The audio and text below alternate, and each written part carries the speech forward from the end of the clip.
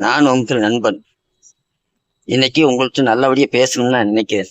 அதாவது உம் ஒரு பழக்க வழக்கங்கள்ல நாம ஒருவருடைய தேர்ந்தெடுத்து பழகும் போது அவங்களுடைய நட்பு எந்த அளவுக்கு நமக்கு முக்கியமா இருக்குதோ அந்த அளவுக்கு நம்மளுடைய வார்த்தைகள் முக்கியம் தேவைப்படுகிறது.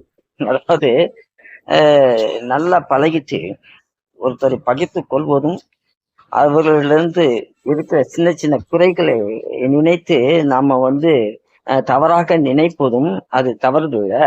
எப்பவுமே நமக்கு என்ன தேவைப்படுகிறதோ அதை அவர்களிடம் நாம எதிர்பார்ப்பது தப்பு. அதை தெரிந்து கொள்ளுங்கள். அந்த எதிர்பார்ப்பின் மூலமாகவே நமக்கு சில சில சமயங்கள்ல நம்முடைய எண்ணங்கள்ல உதயமாகும். அவர்களிடம் அது கிடைக்குமா, இது கிடைக்குமா, இல்ல நாம அவர்களுக்கு ஏதாச்சும் உதவி சொல்லுவோமா, நம்மளை எதுவாச்சும் தப்பா நினைப்பாங்களா, கொள்வாங்களா, இப்படிங்கிற எண்ணங்கள்லாம் நாம போக்கிவிட்டு நம்முடைய முயற்சிகள் மட்டும்தான் முக்கியமாக இருக்க வேண்டும் என்று நான் உங்களிடம் கூறுகிறேன். சில சமயங்கள்ல என் மனசுல ஒரே மாதம் என்னடா நம்மளுடைய வாழ்க்கை இப்படியே போய்கிட்டு இருக்குது. யார் யாரே நாம நம்புறோம், யார் யாரையெல்லாம் நம்ம நினைக்கிறோம், நமக்கு மனசுக்கு ரொம்ப நெருக்கமானவர்கள்ட்ட மட்டும்தான் அந்த மாதிரி நினைவுகள் ஏற்படும்.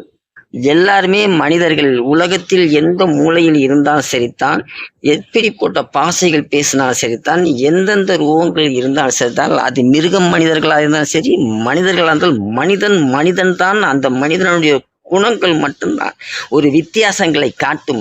அந்த வித்தியாசங்கள் நாகரிக வளர்ச்சிக்குள்ளதான் இருக்கும். படிப்பறிவு, அதே சமயத்துல நம்மளுடைய அறக்குறை படிப்பு, அனுபவ படிப்பு, இந்த மாதிரி படிப்பறிவுகளை வச்சு ஒருத்தரோட பழகும் போது அவங்களுடைய எண்ணங்களை நாம எடைப்பட முடியாத காலகட்டத்தில் மட்டும்தான் நமக்கு சமயங்கள்ல இந்த மாதிரி வித்தியாசங்கள் எண்ணங்கள் உதயமாகும். அந்த எண்ணங்களை போர்க்கடிக்க வேண்டும் என்றால் நம்முடைய காரியங்களை நாமே செய்யறதுக்கு முயற்சி செய்தால் மட்டுமே அதனுடைய எண்ணங்கள் நமக்கு பூர்த்தியாகும். யாரையும் நம்பி நாம செய்யும் காரியங்கள் அது நன்மையாக இருக்கும் பட்சத்தில் அவர்களிடம் நாம எதிர்பார்க்காமல் நம்முடைய காரியங்கள் நாம செய்ய வேண்டும் என்று நான் நினைக்கிறேன். நீங்களும் அதை ஃபாலோ பண்ணுங்கள். நான் உங்கள் நண்பன், உங்களில் ஒருவன்.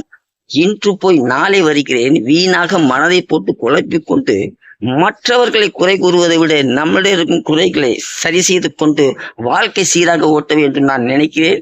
நீங்களும் அதை ஃபாலோ பண்ணுங்க. நன்றி, வணக்கம்.